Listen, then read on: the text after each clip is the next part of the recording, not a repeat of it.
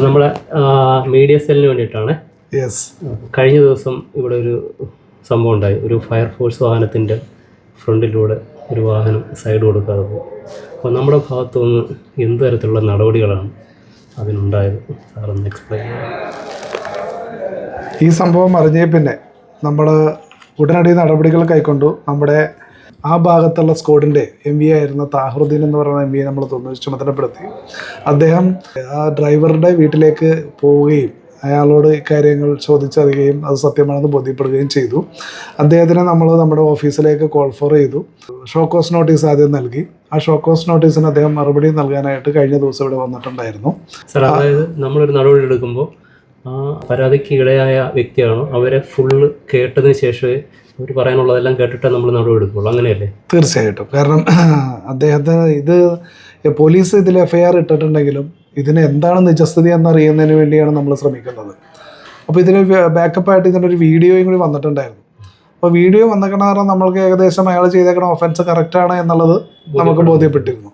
എന്നിരുന്നാലും അയാളുടെ ഭാഗം എന്താണെന്ന് കേൾക്കാതെ നമ്മൾക്ക് ഒരു നടപടിക്രമത്തിലേക്ക് പോകാൻ പറ്റത്തില്ല. കാരണം നമ്മൾ ഇതുപോലെയുള്ള കാര്യങ്ങൾക്ക് ശിക്ഷ എന്ന് പറയുന്നത് ലൈസൻസ് സസ്പെൻഷനാണ് നമ്മൾ നൽകുന്നത്. അപ്പോൾ ഒരു സസ്പെൻഷൻ നൽകുന്നതിന് മുമ്പ് ആ വ്യക്തിയുടെ ഭാഗം കേൾക്കുക എന്നുള്ളത് പ്രധാനപ്പെട്ട ഒരു കാര്യമാണ്. അതിനുവേണ്ടിയാണ് അദ്ദേഹത്തിന് നമ്മൾ ഷോക്കോസ് നൽകിയതും. അപ്പോൾ അതിൻ്റെ ഭാഗമായിട്ട് നമ്മൾ ഇവിടെ നടപടിയെടുത്തോ? ലൈസൻസിന് മേലെ നടപടിയെടുത്തോ? തീർച്ചയായും. കഴിഞ്ഞ ദിവസം അദ്ദേഹം ഇവിടെ വന്നിരുന്നു. അദ്ദേഹത്തിൻ്റെ മറുപടി നമ്മൾ രേഖാമൂലം രേഖപ്പെടുത്തുകയുണ്ടായിരുന്നു.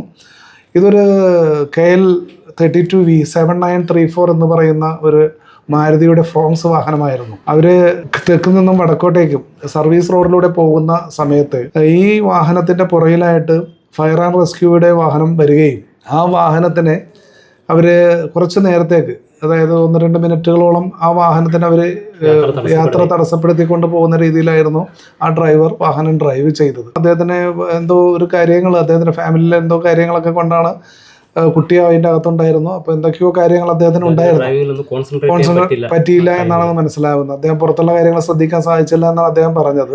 പക്ഷേ അത് മുഖവിലക്ക് എടുക്കാൻ പറ്റത്തില്ല. കാരണം ഗുരുതരമായ തെറ്റാണ്. ഇതുപോലെയുള്ള ഫയർ ആൻഡ് റെസ്ക്യൂ വാഹനങ്ങൾ, ആംബുലൻസ് വാഹനങ്ങൾ മുൻഗണന കൊടുക്കേണ്ട വാഹനങ്ങളാണ്. ആ വാഹനങ്ങളിൽ ഒരിക്കലും തടയുന്ന രീതിയിൽ നമ്മുടെ ഭാഗത്തുനിന്ന് ഒരു ശ്രദ്ധക്കുറവ് ഉണ്ടാകാൻ പാടില്ല. അതായത് സാർ പറയുന്നത് നമ്മൾ മുന്നോട്ട് ഓടുകയാണെങ്കിലും നമ്മുടെ 2 കണ്ണ് ബാക്കിലുണ്ടാവണം. തീർച്ചയായിട്ടും. അകത്തും മിററും പുറത്തും മിററും ശ്രദ്ധിച്ച് ഫ്രണ്ടിൽ എന്താണോ സംഭവിക്കുന്നത് അത് തന്നെ ബാക്കിൽ നമ്മൾ വിജിലന്റ് ആയിരിക്കും. അതാണ് സാർ പറഞ്ഞത്.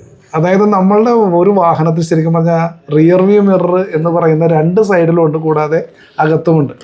ഈ 3 മിററിൽ നമ്മൾ 20 സെക്കൻഡുകൾക്കുള്ളിൽ ഒരു പ്രാവശ്യമെങ്കിലും നോക്കി പോകണം എന്നുള്ളതാണ് യാഥാർത്ഥ്യം. ഇത് അദ്ദേഹം ചെയ്തിരുന്നെങ്കിൽ അദ്ദേഹത്തിന് യാതൊരു വിധത്തിലുള്ള അപകടവും അല്ലെങ്കിൽ ആ ഒരു ഒഫൻസ് അവിടെ ഉണ്ടാകില്ല. സാർ, ഇത് പറയുന്നതിനിടയ്ക്ക് എനിക്കൊരു കാര്യം പറയാനുണ്ട്. ഞാൻ കഴിഞ്ഞ ദിവസം എറണാകുളം വരെ ഒരു യാത്ര ചെയ്തപ്പോൾ ഇതുപോലൊരു ആംബുലൻസ് പുറകിൽ വന്നപ്പോൾ ഞാൻ ലെഫ്റ്റ് സൈഡ് ഇൻഡിക്കേറ്റർ ഇട്ട് ലെഫ്റ്റിലേക്ക് ഒതുക്കിയപ്പോൾ എന്താ സംഭവിച്ചത്? പുറകിൽ വരുന്ന എല്ലാ വാഹനങ്ങളും ഞാൻ കടന്നു പോയാലൊന്ന് കൈ കാണിച്ചിട്ട് വരും. ഞാൻ യൂണിഫോമിലൊന്നുമല്ല, ഞാനൊരു അത്തരത്തിലൊരു കൺട്രോൾ ചെയ്യുന്നൊരു ഉദ്യോഗസ്ഥനുമല്ല ആ വാഹനത്തിൽ യാത്ര ചെയ്യുമ്പോൾ. പക്ഷെ എന്നാലും അത് നമ്മുടെ ആൾക്കാർക്ക് അത് ഫോളോ ചെയ്യാൻ മടി, എന്നെ ഓവർടേക്ക് ചെയ്യാനുള്ളൊരു ശ്രമം നടത്തും. ഞാൻ ആംബുലൻസിന് വേണ്ടിയിട്ട് ഒതുക്കുക. അപ്പോൾ ഇത് ഏത് രീതിയിൽ ജനങ്ങൾ ഒരു ആംബുലൻസോ ഫയർഫോഴ്സോ വരുമ്പോൾ എന്ത് ചെയ്യണമെന്നാണ് സാറിന് പറയാൻ കഴിയുന്നത്? കാരണം നമ്മുടെ നിയമത്തിൽ വളരെ വ്യക്തമായിട്ട് പറയുന്നുണ്ട്. അത് മോട്ടോർ വെഹിക്കിൾ ആക്ട് 194E ഇതുപോലെയുള്ള എമർജൻസി വെഹിക്കിളിനെ നമ്മൾ വഴി വിട്ടുകൊടുക്കേണ്ട പ്രാധാന്യം വളരെ വ്യക്തമായിട്ട് പറയുന്നുണ്ട്. അതോടൊപ്പം തന്നെ അതിൻ്റെ ഒഫൻസുകളും പറയുന്നുണ്ട്. അങ്ങനെ വന്നു കഴിഞ്ഞാൽ എത്ര ഫൈൻ വരുമെന്ന് പറയുന്നുണ്ട്. 10,000 rupees ഫൈനും അതോടൊപ്പം തന്നെ ഇംപ്രിസൺമെൻറ്റും, സെക്കൻഡ് ഒഫൻസിന് അതിൽ കൂടുതൽ ഗ്രാവിറ്റിയുള്ള രീതിയിലേക്ക് മാറുന്ന രീതിയിലെല്ലാം നമ്മുടെ 194E പറയുന്നുണ്ട്. പക്ഷെ ജനങ്ങളത് മനസ്സിലാക്കേണ്ടതാണ് ഒരു വാഹനം ഓടിക്കുമ്പോൾ. കാരണം ലൈസൻസ് എന്ന് പറയുന്നത് ഒരാൾ വാഹനം ഓടിക്കാനുള്ള അധികാരപ്പെടുത്തി തരുന്നതാണ്. അയാൾ അധികാരപ്പെടുത്തി തരുമ്പോൾ മറ്റൊരാൾക്ക് ബുദ്ധിമുട്ടുണ്ടാകുന്ന രീതിയിൽ വാഹനം ഓടിക്കുക എന്നുള്ളത് അതിലും ഭയങ്കരമായ ഒരു തെറ്റാണ്. അപ്പോൾ മറ്റുള്ളവർക്ക് വഴി വിട്ടുകൊടുക്കേണ്ടത് വളരെ പ്രാഥമികമായ ഒരു കർത്തവ്യമാണെന്ന് മനസ്സിലാക്കേണ്ടതാണ്. അപ്പോൾ ഇവിടെ സംഭവിച്ചിരിക്കുന്നത് പോലീസ് കേസും ഉണ്ടായി എന്നുള്ളതാണ്. അപ്പോൾ ഇത്തരത്തിൽ വാഹനം തടഞ്ഞാൽ മോട്ടോർ വാഹന വകുപ്പിൻ്റെ നടപടി ഉണ്ടാവും, പോലീസിൻ്റെ നടപടി ഉണ്ടാവും, അങ്ങനെയല്ലേ? തീർച്ചയായിട്ടും. ഇതിലെന്താണെന്ന് വെച്ച് കഴിഞ്ഞാൽ ഈ ഫയർ ആൻഡ് റെസ്ക്യൂവിൻ്റെ വിഭാഗത്തിലുള്ള പെട്ട ഡിപ്പാർട്ട്മെൻറ്റിലെ ഉദ്യോഗസ്ഥർ അവർ പോലീസിലേക്ക് ഇമെയിൽ അയച്ചു. അവരതനുസരിച്ച് അതിന് ഇതിൻ്റെ പ്രാധാന്യം മനസ്സിലാക്കിയിട്ട് ഭാരതീയ ന്യായ സംഹിത 251 285 അനുസരിച്ച് അവർ മോട്ടോർ വെഹിക്കിൾ ആക്ടിൻ്റെ 194E അനുസരിച്ച് ഒരു FIR അവർ ഇട്ടിട്ടുണ്ട്. എന്നിരുന്നാലും മോട്ടോർ വാഹന വകുപ്പിലെ ഉദ്യോഗസ്ഥർക്കാണ് ഈ ലൈസൻസിനെ സംബന്ധിച്ച് നടപടികൾ കൈക്കൊള്ളാൻ സാധിക്കുള്ളൂ. അപ്പോൾ നമുക്ക് വ്യക്തമായ ധാരണ നമ്മുടെ സീനിയേഴ്സും അതുപോലെ ഇപ്പോൾ ട്രാൻസ്പോർട്ട് കമ്മീഷൻ ഇറക്കിയിരിക്കുന്ന പല നിർദ്ദേശങ്ങളും നമ്മുടെ മുമ്പിലുണ്ട്. അതനുസരിച്ചാണ് നമ്മൾ ഈ ആലപ്പുഴ RTO എൻഫോഴ്സ്മെൻറ്റ് നടപടി കൈക്കൊണ്ടിട്ടുള്ളത്. ഓക്കെ സാറേ, ഇതൊരു വലിയൊരു ഇൻഫർമേഷനാണ് പൊതുജനങ്ങൾക്ക്.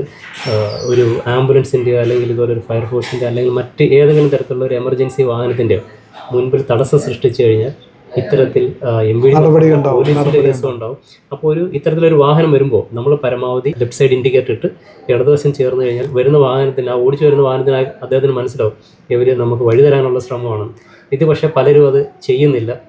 പലപ്പോഴും ചിലപ്പം ഒരു വണ്ടി ഒതുക്കാനുള്ളൊരു സൈഡ് കിട്ടാതെ വരുന്നതായിരിക്കും. പക്ഷേ ഇതിപ്പോൾ ഈ എമർജൻസി വാഹനത്തുള്ളവർ അതും തെറ്റിദ്ധരിക്കപ്പെടാറുണ്ട്.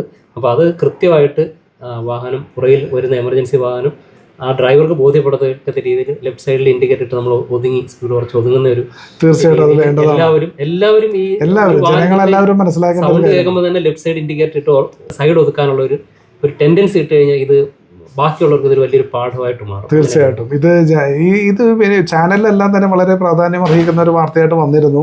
അപ്പോൾ അത് കേൾക്കുന്ന എല്ലാവരും തന്നെ അത് മനസ്സിലാക്കേണ്ടതാണ്. നമ്മളും എമർജൻസി ആയിട്ട് പോകുന്നത് എന്തെങ്കിലും കാരണങ്ങളില്ലാതെ വെറുതെ എമർജൻസി ആയിട്ട് പോകത്തില്ല. ചിലപ്പോൾ ഒരാളുടെ ജീവൻ രക്ഷിക്കാനായിരിക്കും. ഈ ഒരു കേസിൽ ആ തുറവൂർ ഒരു കത്തുപിടുത്തമുണ്ടായിട്ട് ആ ഭാഗത്തേക്ക് പോവുകയായിരുന്നു ഈ എമർജൻസി റെസ്ക്യൂ വെഹിക്കിൾ. അപ്പോൾ അവർ ചെന്നില്ലെങ്കിൽ ആ തീപിടുത്തത്തിൻ്റെ തീവ്രത പിന്നെയും കൂടിയാനേ.